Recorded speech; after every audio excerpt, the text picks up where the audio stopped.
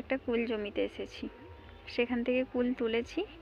এইবার দেখাচ্ছি কত সুন্দর কুল হয়েছে। পুরো প্রতিটা গাছের ডালে কুলে ভর্তি, কি দারুণ দেখতে লাগছে।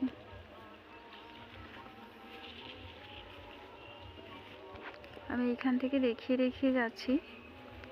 জমিটা অনেক বড় জমি, শুধু কুল গাছ আর কুল গাছ। প্রায় 4 বিঘা জমি কুল গাছে পুরো ভর্তি। আমি যদি পুরো জমিটা আজকে ভিডিও করে দেখাই তাহলে মনে হয় আজকে শেষ হবে না। এই কুলটা পেকেছে, কত সুন্দর দেখতে লাগছে দেখুন।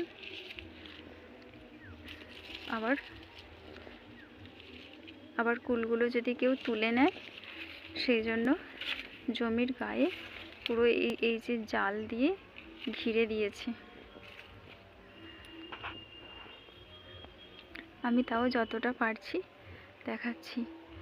এখানে অল্প পরিমাণ কুল গাছ আছে, কিন্তু কুল বেশ ভালোই হয়েছে। ওই দিকটাতে আরো বেশি কুলের গাছ আছে।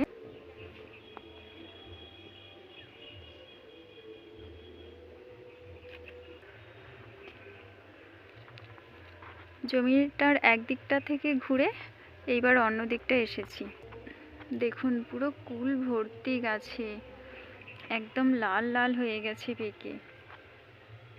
প্রথমে যে দিকটা দেখাচ্ছিলাম সেই দিকের গাছ একটু অল্প পরিমাণ ছিল, আর এইদিকে অনেকগুলো গাছও আছে, আর এই দিকের গাছগুলো একটু বড়।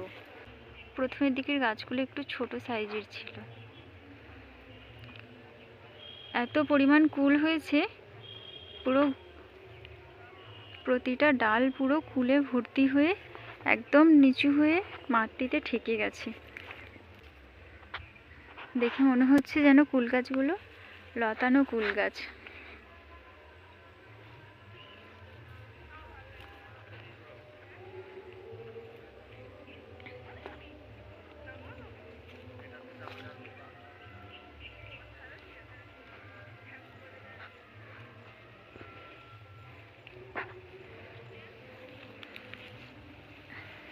জালের ভিতর দিয়ে হাত দিয়ে একটা পাকা কুল দেখতে পেয়েছি।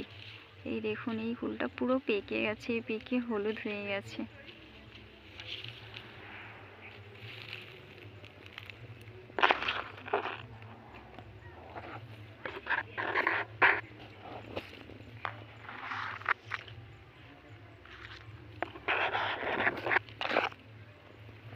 কি দারুণ দেখতে লাগছে।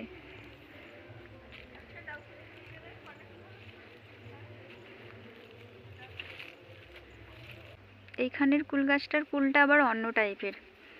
ওই দিকের কুল গাছগুলো যেরকম একটু একটু লাল লাল হয়েছে, এটা লাল লাল না, একটু সাদা সাদা হয়ে আছে। কিন্তু ওই দিকের তুলনায় এই দিকের কুলটা একটু বেশি আছে। বাহ, কত সুন্দর দেখতে লাগছে।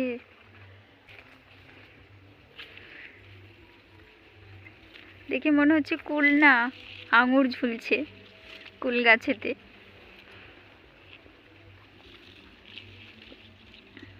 পুরো ভর্তি গাছ, ভর্তি কুল।